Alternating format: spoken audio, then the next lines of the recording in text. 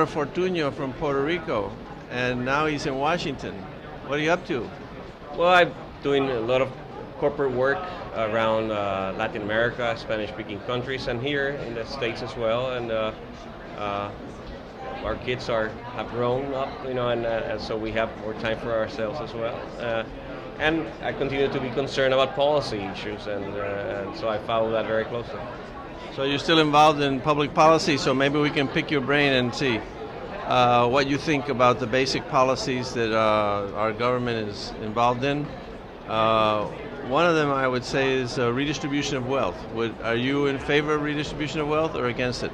No, I don't think the state should get involved in that. However, the state should take care of those that are the weakest in our society. And there are people that, for different reasons, are not going to be able to take care of themselves.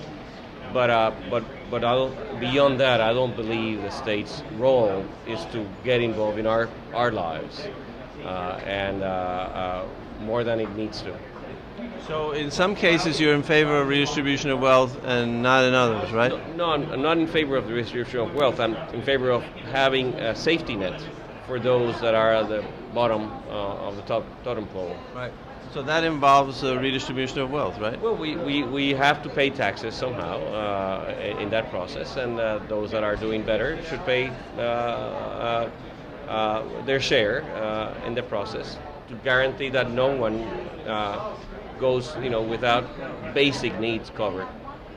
Right. So different people have different ideas of what the safety net is. So some people believe that there should be a guaranteed income. Some people believe that you should include housing, food, medical services, a little bit more, and you're in full-fledged socialism, right? Of course, and that's why it's a slippery slope, and any able-bodied person should work. Nothing should be for free. However, if you have a disability, if you have, that's a different story. If you're too elderly, a different story. Children, of course, but those that are capable of working should work. So it used to be that these people were taken care of by volunteer charity. Isn't that a better way, instead of forcing people to pay taxes and then the government redistributing the money inefficiently? Wouldn't that be a better solution? I agree with you 100%, of course. And you have not just faith-based organizations, but non-for-profit organizations that do a much better job, a lot more efficient, and tend to take care of, in a holistic approach, of the needs of these people.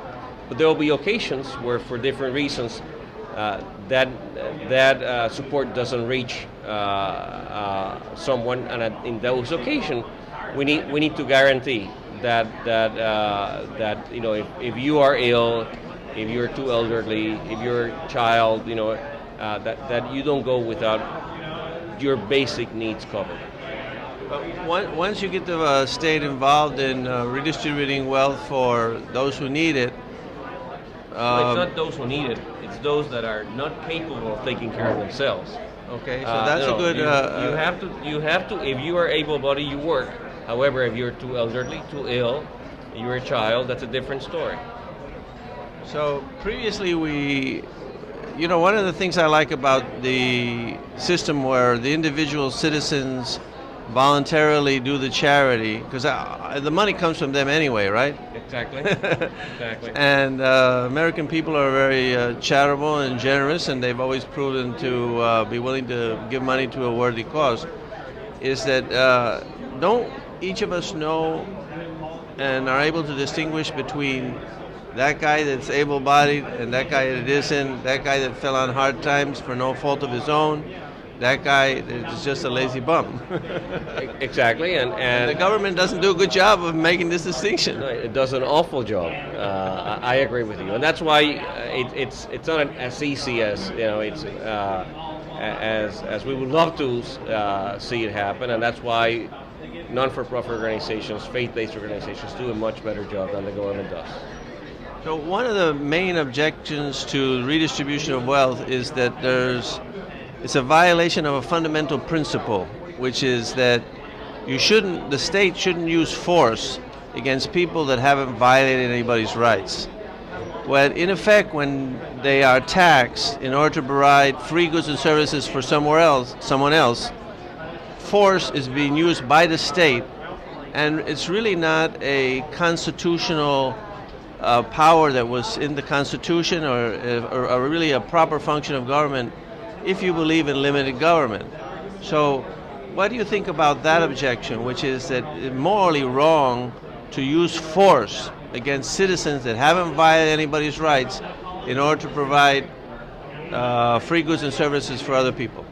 Well, of course, the use of force, should be. I mean, through taxes. I mean, they tax people, which is forceful, in order to provide free goods and services